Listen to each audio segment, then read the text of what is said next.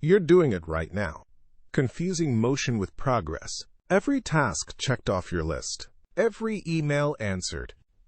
Every meeting attended. It's all feeding the machine that's slowly erasing who you actually are. How long have you felt this busy? By the end of this, you'll understand why the productivity obsession that runs your life isn't making you successful.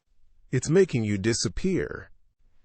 And you'll know exactly what the Stoics discovered about the difference between being busy and being alive. Here's what nobody tells you about productivity culture. It doesn't just fill your time. It replaces your identity. You've become what you do, not who you are. And the more you do, the less of you remains. Think about your last week. How many hours did you spend being productive? Now ask yourself, productive toward what? Most people can't answer that because they're not working toward anything meaningful. They're just working. The motion itself has become the goal. Marcus Aurelius Severus spent 40 years watching men destroy themselves this way. Senators rushing between appointments. Merchants drowning in transactions. Soldiers perfecting drills they'd never use in actual battle.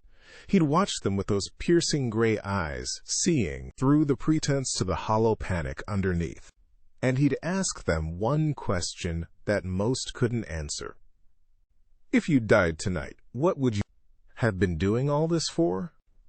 The silence that followed told him everything. You've been taught that busyness equals importance, that a full calendar means a full life, that if you're not exhausted, you're not trying hard enough. These lies didn't happen by accident. They're profitable. A person who never stops moving, never stops consuming, never stops buying solutions to problems that only exist because they never stop moving. Here's the trap. The more productive you become, the more you optimize yourself into irrelevance. You're so busy executing tasks that you never question whether the tasks matter. You're building someone else's vision, using someone else's metrics, while your own life waits for you to remember what you actually wanted. Seneca saw this in Rome. He watched the wealthiest men in the world live like slaves, free in title, imprisoned by their schedules. He wrote, "It is not that we have a short time to live, but that we waste a lot of it. Life is long enough, and a sufficiently generous amount has been given to us for the highest achievements if it were all well invested." Well invested, not frantically spent, not desperately hoarded. Invested with intention toward what actually matters. But you can't invest what you can't control. And you can't control what you never pause to examine. The productivity trap works because it eliminates the one thing that could expose it: stillness. The moment you stop moving, you'd have to face what all that motion was avoiding. Questions you don't want to answer. Feelings you've been too busy to feel. The gap between who you are and who you're pretending to be.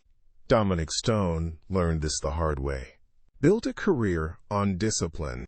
Every morning at 5. Training before dawn. Work until midnight. Optimized every hour. That sharp jawline, that controlled intensity. It all came from relentless execution. He thought he was winning. Until one morning he caught his reflection and didn't recognize the man staring back. Everything about his life was intentional except his life.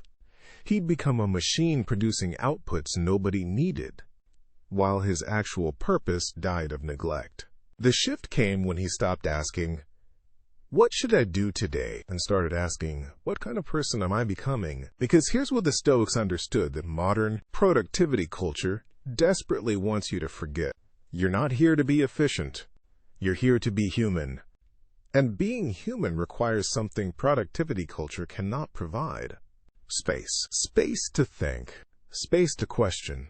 Space to become. Marcus Aurelius wrote this sitting in a military tent, running an empire, fighting wars on multiple fronts. You could leave life right now. Let that determine what you do and say and think. He wasn't being morbid. He was being honest. When you remember you're mortal, productivity stops being about output. It becomes about meaning, about legacy, about whether the way you spent your hours created anything that mattered. beyond the moment. The Stoics had a practice for this. At day's end, they'd review not what they accomplished, but who they became through their actions. Did today make me wiser? More patient? More aligned with my principles? Or did I just move faster through a maze someone else built? You already know the answer for your own life. You felt it. That hollow exhaustion at the end of productive days. That sense that you're winning at a game you never agreed to play. That quiet recognition that you're becoming someone you don't actually respect. Here's what changes. You stop measuring your worth by your output. You start measuring it by your attention. What you give your focus to is what you give your life to. And right now, you're giving your life to other people's urgencies, while your own purpose starves. The most radical thing you can do in a culture of constant productivity is protect empty space in your calendar. Not to fill it more efficiently later, but to guard it as sacred. Because in that space lives the only question that actually matters. Is the life I'm building the life I want to have built?